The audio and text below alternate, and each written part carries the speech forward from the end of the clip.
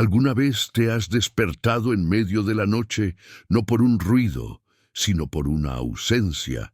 No es el grito, no es el trueno, es la falta de algo que sabes que debería estar ahí. Como si el corazón de tu casa, o incluso el tuyo, se hubiera detenido un instante para tomar una bocanada de aire helado antes de seguir latiendo. Es esa pausa la que te desarma, la que te obliga a abrir los ojos y a mirar la oscuridad con una urgencia que no entiendes, buscando la prueba de que el mundo sigue existiendo. Te pido que te sientes cerca, que te tomes un momento para aislarte del murmullo exterior. Si estás solo, quizás sea mejor que cierres la puerta y que te asegures de que ninguna sombra se mueva en el rabillo de tu ojo. Porque lo que vamos a desenterrar no es una historia de fantasmas rápida, es la confesión lenta y espesa de cómo una cosa puede tragarse no solo la vida de los hombres, sino la capacidad misma de hacer ruido, de protesta, de existencia audible. Esto sucedió en Veracruz. Un Veracruz cálido, denso, cargado de humedad que pegaba la ropa al cuerpo y de un aroma perenne a melaza quemada. Era 1944. El mundo se desangraba lejos, pero aquí, en la cuenca del Papaloapán, la única guerra que se libraba era la de la caña contra el filo del machete. Y el centro de esa guerra, el corazón metálico y palpitante de toda la vida y de toda la miseria, era el ingenio azucarero San José. Un ingenio, sabes, no es solo una fábrica, es un monstruo. Y el San José era un monstruo particularmente hambriento. Sus techos altos de lámina oxidada, sus chimeneas que escupían un humo negro y dulce contra el cielo azul perenne, todo eso dominaba el horizonte. La gente del pueblo no vivía cerca del ingenio, vivía por el ingenio y en el ingenio. Sus vidas estaban calibradas por el ritmo infernal de las moliendas, y es el ritmo lo que importa. Un ingenio trabajando es un infierno sonoro. Hay vapor que silba como una serpiente furiosa, las cuchillas que cortan la caña fresca con un clac, clac, clac constante, el chirrido de las bandas transportadoras, el rugido grave de los hornos y, sobre todo, el bramido hipnótico de los rodillos principales. Esos rodillos, gigantes de hierro dentado, eran la boca del monstruo. Ellos masticaban la caña para extraerle hasta la última gota de jugo dulce. El sonido del ingenio San José, día y noche, era el sonido de la certeza. Era la garantía de que el pan estaba en la mesa, pero también de que la esclavitud moderna seguía girando. Era tan omnipresente que la gente lo usaba como reloj, como arrullo, como medida de distancia. Si dejabas de escucharlo, te preocupabas. Y la gente dejó de escucharlo. No porque la máquina se detuviera, sino porque algo más se había puesto en marcha. Algo que molía no caña, sino silencios. El patrón, en aquel tiempo, era don Eusebio Rivas, un hombre que vestía siempre de lino blanco inmaculado, incluso en la temporada de lluvias, como si el lodo y la miseria no se atrevieran a tocarlo. Don Eusebio tenía una obsesión que iba más allá de la eficiencia. Él quería un orden tan absoluto que incluso las quejas se volvieran inaudibles. Creía que el ruido, cualquier ruido que no fuera el de la producción, era un desperdicio de energía, una grieta en su control perfecto sobre esa porción de tierra veracruzana. Pero el trabajo en el ingenio San José era brutal. La zafra de 1944, particularmente, fue recordada no por la abundancia de azúcar, sino por la escasez de huesos completos. El calor era sofocante, el ritmo inhumano. La gente perdía dedos, manos, a veces un brazo entero en el engranaje. Las enfermedades tropicales se cebaban en los barracones, y cuando algo así sucedía, cuando un hombre caía entre las bandas o resbalaba cerca de los tachos hirvientes, lo normal, lo humano, era el grito, el alarido de dolor, el de auxilio. Sin embargo, A medida que la zafra avanzaba, Lázaro, un joven herrero que trabajaba en mantenimiento y que tenía la capacidad extraña de escuchar la maquinaria como si fuera un instrumento musical desafinado, empezó a notar una anomalía. Cuando ocurría un accidente, y sucedían casi a diario, el sonido del percance no era seguido por el grito esperado. Había una absorción, una especie de succión sonora inmediata. Lázaro lo describía así. Si un hombre gritaba cerca de los rodillos, era como si el aire circundante se hiciera denso y gomoso, sofocando la onda sonora antes de que pudiera llegar a más de 2 metros de distancia. El grito se convertía en un suspiro breve, un estertor ahogado, y luego nada. Solo el incesante bramido de la maquinaria que parecía volverse ligeramente más pesado, más satisfecho. Esto es crucial. Pon atención. El ingenio seguía siendo ruidoso, claro que sí, pero era un ruido monocromático. Era un ruido de metal y vapor. Había una ausencia fundamental de sonidos humanos. La risa en la tarde, el regaño del capataz, el canto melancólico que a veces acompaña al trabajo extenuante. Todo eso había sido reemplazado por un silencio espeso y pegajoso que se adhería a las paredes, a las herramientas, incluso a la lengua de los trabajadores. Lázaro lo llamó el silencio forzado, y él creía, con una convicción que le erizaba la piel bajo el sol, que el ingenio San José no solo estaba extrayendo el jugo de la caña, sino que estaba extrayendo el sonido mismo de las emociones humanas. Estaba moliendo silencios. Si sientes ahora mismo una punzada de incomodidad, un escalofrío que no tiene sentido en donde sea que estés, te ruego que te quedes, porque lo que viene es lo que Lázaro tuvo que aprender. Si has llegado hasta este punto, es porque has aceptado un pacto de voz baja, una promesa de no dejar esta historia incompleta. Y si te atreves, y si el miedo te lo permite, suscríbete. Porque la segunda parte, la revelación del motor de este silencio, te obligará a mirar 2 veces tus propias sombras. En las semanas siguientes, el silencio se convirtió en una regla no escrita, una forma de supervivencia. Nadie hablaba en las líneas de producción, no por respeto, sino por miedo instintivo a liberar cualquier sonido que pudiera ser succionado. Se comunicaban con gestos, con la mirada baja. Había una sensación colectiva de que la maquinaria no solo escuchaba, sino que juzgaba qué sonidos eran dignos de existir y cuáles debían ser aplastados. Y don Eusebio, el patrón, ¿qué hacía? Él estaba encantado. El silencio absoluto era su utopía de eficiencia.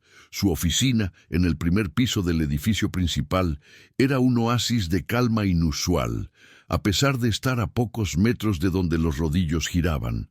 La gente decía que el silencio que él exigía se acumulaba en esa oficina como polvo. Una noche, cuando la luna estaba escondida y la única luz provenía de las llamas intermitentes de los hornos, Lázaro estaba reparando una fuga de vapor cerca de la sección de clarificación, donde el jugo es tratado con cal. Estaba solo, o eso creía. El ruido de fondo era el zumbido constante, ese rugido grave que era la firma sonora del ingenio. De pronto, escuchó algo que rompió el monocromo. No fue un grito de dolor, sino algo mucho más pequeño, más íntimo. Era un sollozo humano, breve, seco, como el sonido de una piedra cayendo en un pozo profundo. Venía del hueco oscuro bajo las bandas transportadoras, un área llena de melaza solidificada y bichos. Lázaro se detuvo, el sudor frío corriéndole por la espalda. Sabía que nadie debía estar ahí a esa hora, y si alguien lloraba, significaba que había un dolor que aún no había sido absorbido, que estaba luchando por existir. Se acercó lentamente, la llave inglesa en la mano, sus botas resonando apenas en el suelo empapado de jugo. La oscuridad ahí abajo era densa, pero la luz que se colaba por una rendija de metal le permitió ver una forma acurrucada. No era un hombre, era un niño, Un niño de no más de 5 o 6 años, sucio, con el rostro cubierto de hollín.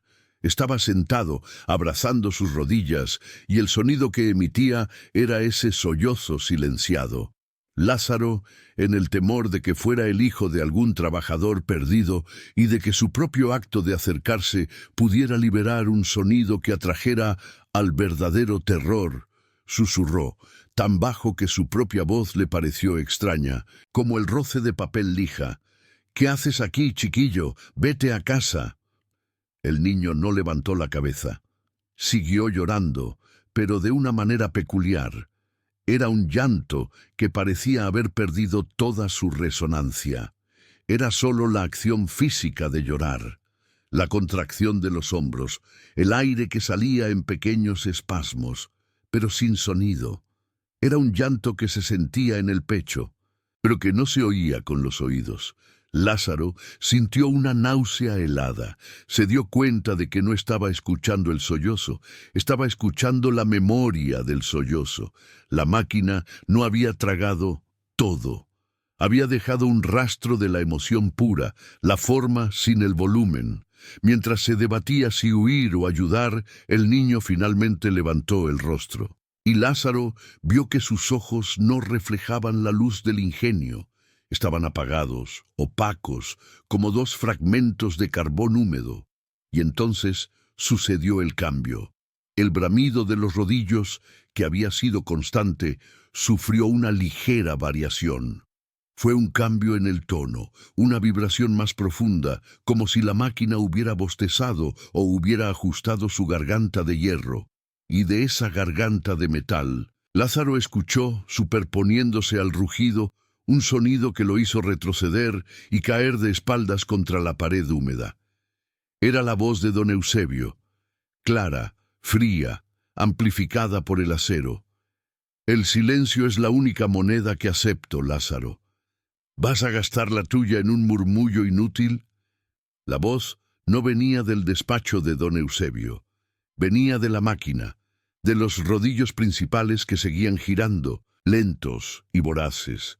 La voz de don Eusebio sonaba como si hubiera sido grabada y reproducida a través de la tubería de acero, pero con una resonancia metálica que era totalmente ajena a lo humano. El niño dejó de agitarse, simplemente se quedó quieto. Y Lázaro supo que el silencio que el niño había tratado de liberar, el dolor que había intentado exteriorizar, había sido absorbido, procesado. Y lo que quedó en el hueco oscuro fue solo la forma física del niño, sentado en una pose de sufrimiento eterno. Un maniquí de carne y hollín.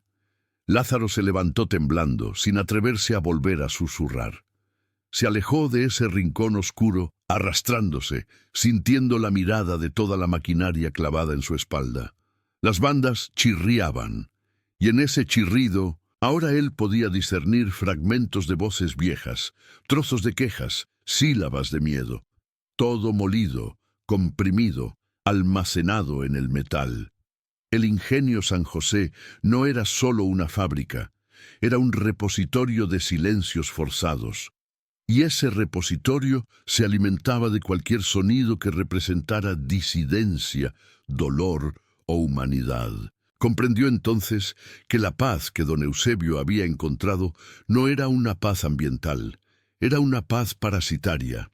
La máquina estaba usando la energía acústica de los lamentos de los trabajadores para lubricar sus propios engranajes, para silenciar sus propias fallas, y por eso el patrón no castigaba a los gritones con el despido o el golpe, los castigaba con la molienda del sonido, dejándolos vacíos. Lázaro, el herrero que escuchaba las máquinas, se convirtió en el único testigo de que la verdadera tragedia del San José no eran los miembros perdidos, sino las voces robadas. Las almas que quedaban atrapadas en el metal, condenadas a ser fragmentos audibles solo para aquellos que sabían cómo escuchar la respiración profunda del terror. Y si tú, en este momento de la noche, estás sintiendo esa pesadez, esa certeza de que la oscuridad no es un vacío, sino algo que aguarda, quiero que sepas que no estás solo. Si esto te ha tocado, si sientes esa opresión, te pido que dejes un simple «yo lo escuché» en los comentarios. Es un murmullo para el silencio. Es una pequeña grieta en el muro de lo que don Eusebio quería imponer.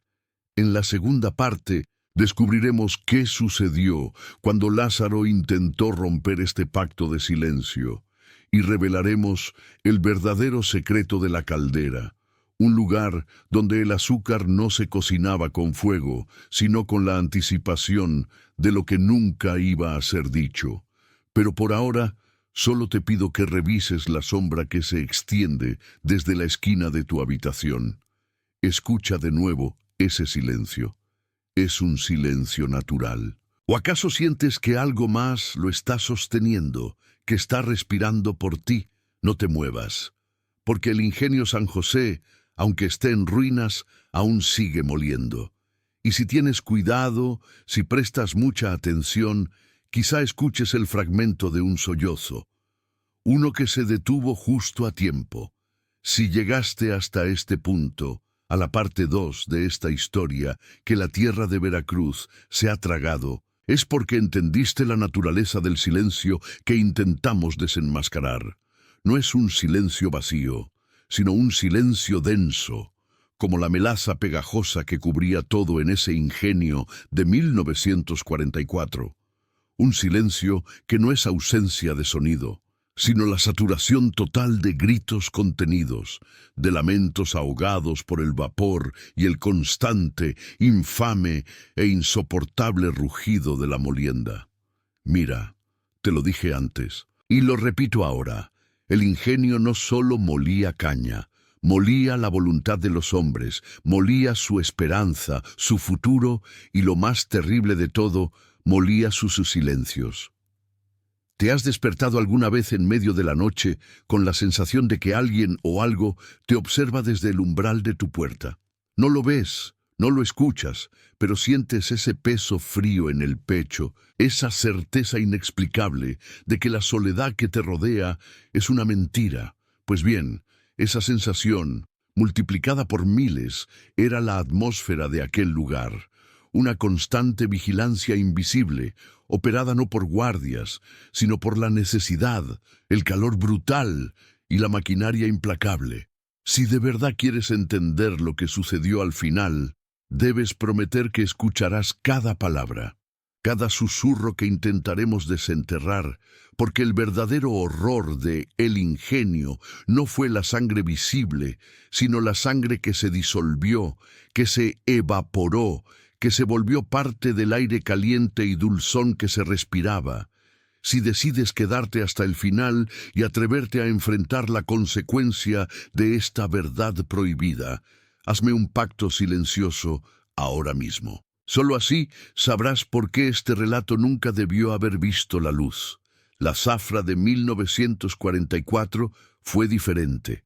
Se sintió en el ambiente, me lo contó mi abuelo, que era apenas un muchacho acarreando bagazo, y lo sentía en la forma en que los perros evitaban el patio de desfogue. Había una presión inaudita por la producción, órdenes draconianas que venían directamente desde los patrones, quienes rara vez se ensuciaban los zapatos con la tierra roja de los campos. La fatiga era un enemigo más grande que la propia maquinaria. Los turnos se extendieron a 18 horas. El calor, propio del trópico veracruzano, se mezclaba con el vapor hirviente de las calderas, creando un infierno húmedo donde el sudor no secaba, solo se adhería a la piel como una capa grasosa y salada. En ese punto, el ingenio no olía a azúcar, olía a metal quemado, a sudor rancio y a algo más sutil, algo que nadie se atrevía a nombrar. Olía a resignación. Y la resignación, amigo mío, es el terreno más fértil para el terror psicológico, porque cuando los hombres están demasiado agotados para hablar, para quejarse, para llorar, ¿a dónde crees que van sus voces? Las voces no mueren. Se quedan atrapadas en la resonancia de las paredes de ladrillo rojo, esperando el momento de la verdad, que siempre llega. Y la verdad en el ingenio llegó, puntualmente, en medio de la madrugada, cuando el cansancio era tan profundo que la mente comenzaba a confundir sombras con figuras y el zumbido de los oídos con cuchicheos reales. La maquinaria principal era un monstruo de metal que ocupaba el corazón de la nave de molienda, el tándem. 3 pares de rodillos gigantes, dientes de acero que masticaban la caña con una fuerza capaz de triturar huesos con la misma facilidad que tallos fibrosos. El ruido era un martilleo constante, un dolor sordo en los oídos que con el tiempo se aceptaba como el sonido de la vida. Pero una noche, la noche que lo cambió todo, el sonido se detuvo. No fue un cese gradual, no fue la parada programada para mantenimiento. Fue un silencio abrupto, cortante, como si la tierra hubiera succionado todo el ruido ambiente en un instante. Piensa en el motor más ruidoso que conozcas. Piénsalo funcionando a toda máquina y de repente, nada. Solo el sonido residual de los oídos zumbando que te hace creer por un instante que te has quedado sordo. Esa pausa, ese silencio forzado, fue el clímax del horror. Los pocos trabajadores que quedaban despiertos en el turno fantasma se miraron, sus rostros desfigurados por la luz mortecina de las lámparas de vapor de mercurio. La inercia de la máquina había fallado, el motor principal se había bloqueado. Pero lo que era más aterrador que el paro era el motivo del paro. El capataz, un hombre brutal y sin cuello llamado Regino, apodado El Mudo, no por ser callado, sino por su incapacidad de emitir cualquier palabra que no fuera una orden o un insulto, tomó una lámpara de queroseno y se dirigió a la base del tándem. Los hombres lo siguieron, arrastrando sus pies agotados. Sabían que, si la máquina no molía, ellos no cobraban, y no cobrar significaba el hambre en un ciclo eterno de servidumbre. Al llegar al monstruo de acero, Regino levantó la lámpara. Vieron la obstrucción. No era un tronco, no era una pieza de metal extraviada. Era algo orgánico pero denso. La masa fibrosa de caña prensada estaba cubierta por una sustancia que, a la luz amarilla y temblorosa, parecía barro rojizo, pero que ellos sabían que no era barro. El jugo que salía por las canaletas no era el jugo dulce y verde claro de la caña fresca. Era el jugo negro. El terror que se siente cuando ves lo inconfundible no es un grito. Es un frío interno que te congela la saliva. Lo que había atascado el tándem, lo que había forzado el silencio de la máquina, era el cuerpo de un hombre. Pero la visión no era de un cuerpo completo. Era de una masa, una fusión macabra de fibra de caña, músculo, hueso pulverizado y la ropa hecha jirones. La presión de esos rodillos es tan absoluta que no deja nada que puedas reconocer como humano, solo la esencia, el color y, lo más importante, la absoluta quietud. No había gemido, no había agonía, solo un silencio final. Lo que Regino hizo después define la depravación de ese lugar. No gritó por ayuda, no llamó a la autoridad, porque en el ingenio la autoridad era él, y por encima de él, el patrón, y por encima de todos, la producción. Regino se limitó a escupir al suelo. Luego, con una voz baja y áspera que resonaba en el recién nacido silencio, dio la orden que nadie jamás olvidaría. Sáquenlo, pero no paren de moler. Sáquenlo y sigan. Y aquí es donde el ingenio se convierte en una entidad viva y maligna, porque no sacaron el cuerpo para darle descanso. Sacaron lo que quedaba solo para liberar la maquinaria, para que el ciclo de la molienda continuara. El capataz no permitió que ese accidente, que ese asesinato industrial disfrazado, detuviera la producción ni un minuto más de lo necesario. Mientras un par de hombres aterrorizados y temblorosos usaban ganchos largos para desalojar los restos, tratando de no mirar demasiado, de no registrar la forma, de no oler la muerte mezclada con el dulzor. El motor fue encendido de nuevo. Escucha, si estás solo ahora, si la oscuridad te rodea, siente el poder de lo que te estoy diciendo. El motor rugió de nuevo, y ese nuevo sonido, después del silencio absoluto, no fue un alivio, fue una condena. Era el sonido de la máquina devorando la evidencia, devorando la memoria, devorando la pregunta. Nadie se atrevió a preguntar quién era el hombre. Nadie se atrevió a preguntar si había familia buscándolo. La identidad de esa víctima anónima se convirtió en el primer gran silencio que el ingenio molió por completo.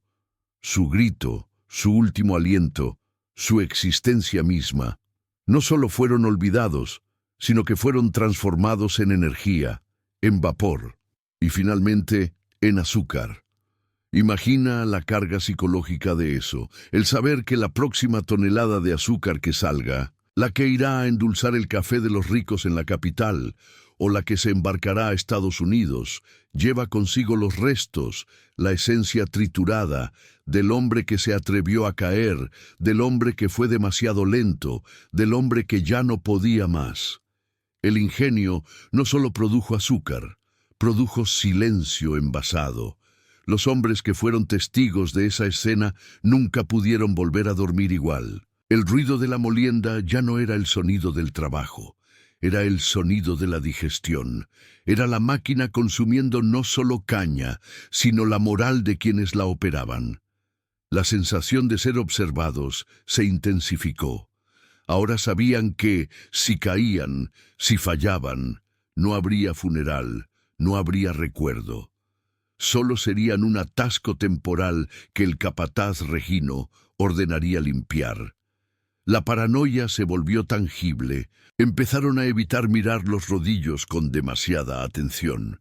Empezaron a desconfiar del sabor de la melaza final.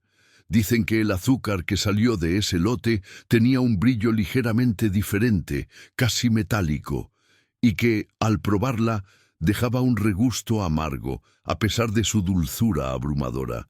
Pero lo más terrible es que ese acto de violencia y encubrimiento no fue el final, sino el inicio de una cadena. El silencio generado por esa muerte fue tan profundo que invitó a más silencio. A partir de esa noche, el ingenio desarrolló una reputación. Las desapariciones, que antes eran raras, se volvieron más frecuentes. Los peones viejos advertían a los nuevos: si caes, te muelen, y si te muelen, el silencio es tu tumba. El ingenio se había convertido en un triturador de testigos. Cualquier persona que mostrara demasiado conocimiento, que hiciera las preguntas incorrectas, o que simplemente hablara demasiado de las injusticias, se convertía en una potencial obstrucción para el tándem. La conclusión de esta historia es inevitable y devastadora.